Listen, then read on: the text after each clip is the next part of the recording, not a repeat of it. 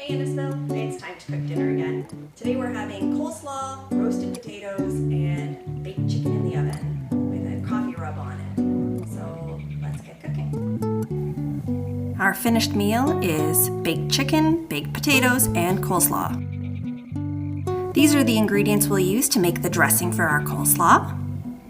So starting with half a cup of mayonnaise, we're going to add 2 tablespoons of sugar, 1.5 tablespoons of lemon juice, 1 tablespoon of vinegar.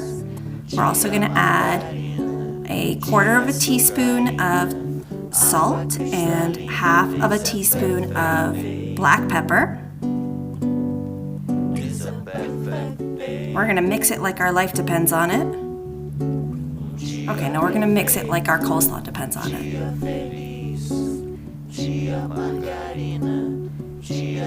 Add the coleslaw into a bowl.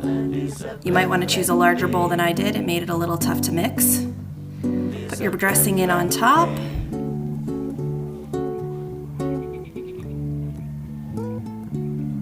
A little light tossing action. That looks good. Well, we're going to add the lid and we're going to shake it.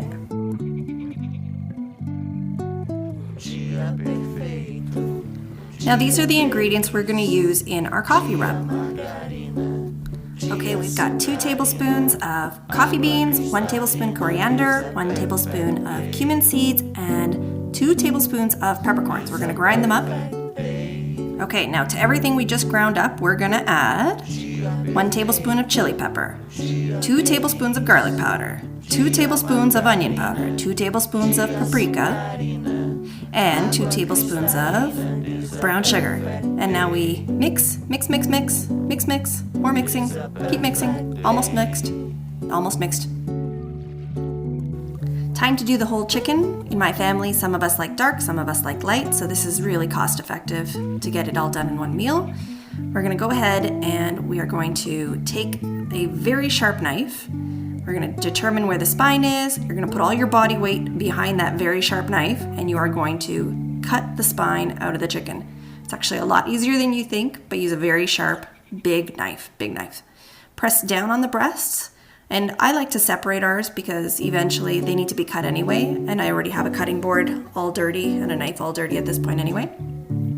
So I'm just cutting our pieces. I cut the breasts too because I'm a heathen. Everybody has one of these pans. We're going to be using it to bake our chicken. Mine came with the oven. We're going to start with adding salt to both sides of the pieces of chicken. We're going to follow that up with adding rub onto both sides of the chicken. You'll notice I don't actually rub it. I'm counting on the wet pieces of chicken to adhere with the dry rub that I'm just sprinkling all over it. And it's super important that you're not adding salt to your rubs.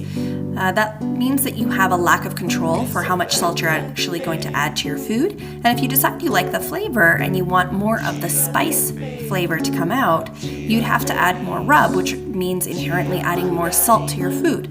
So rather than do it together, keep them separate. We're going to have to move this to the lightning round. They're getting hungry. And she's peeling potatoes. Look at those potatoes. They're glorious. Such an awesome yellow color. And have you ever seen such potato peeling action before? It's so swift. In fact, these are fingerlings. She could have avoided peeling them altogether, but she already put it in the instructions. Almost done. Almost there. Nearly complete. Save all the peelings. Of course she would. Chop, chop. Chop, chop, chop. More chopping. Faster chopping, please. Chop, chop. Put it in the bowl. Olive oil, paprika, lots of garlic powder, salt, salt, salt, mix, mix, mix. That is a sheet of parchment paper over the baking sheet. Time to set the oven. I'm going to use the convection bake mode. I'm going to set it to 350 and hit start. And now I'm going to set a timer for myself for 30 minutes to remind myself to turn over the chicken, mix the potatoes, etc. And since I had already started the oven for a few moments, just for safety, I'm putting on some oven gloves and I'm going to rearrange the inside racks so that One of the racks is a little higher up to give me a bit more space in between the two. And now in goes the chicken. Looking glorious. In goes the potatoes. Now we do whatever we want for half an hour. Anything we want. Through the magic of the internet, it's been half an hour. Mix, mix. Mix, mix, mix. Turn them over. They're getting a good old side on, so I wanted to make sure that they were all turned over and given a new opportunity here. Very, very diligently flipping them all over. And now we're gonna flip over the chicken. We're gonna wash our tongs after this. Through the power of the internet, it has been 15 minutes again. Look at those potatoes. They look absolutely amazing. Back in they go. Chicken flipped over again. Nice clean tongs. We're gonna clean them again after this anyway. Chicken goes back in. We're gonna reset the oven now for 425. A little confused, but I can get there. 425, we're gonna hit start. And now we're gonna set the timer for 15 minutes. But your oven and my oven may vary, so we're gonna check it. I ended up pulling mine off about 4 minutes early. And then I thought to myself, those potatoes looked so good, I didn't wanna risk them. So I transferred them to a bowl, covered it in aluminum foil, and I just set them aside to keep warm until dinner was ready. And look, it's the power of the internet. Dinner is ready. We're looking for 165 Fahrenheit in the thickest part of the thigh or the thickest part of the breast. They were both ready, so time to plate up and feed the hungry masses. That's dinner, folks. You're ready to roll. I hope you enjoy it. That's it. My family is restless. Time to eat.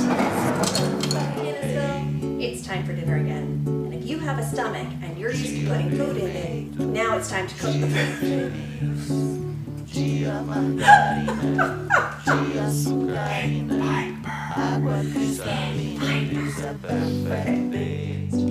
Viper.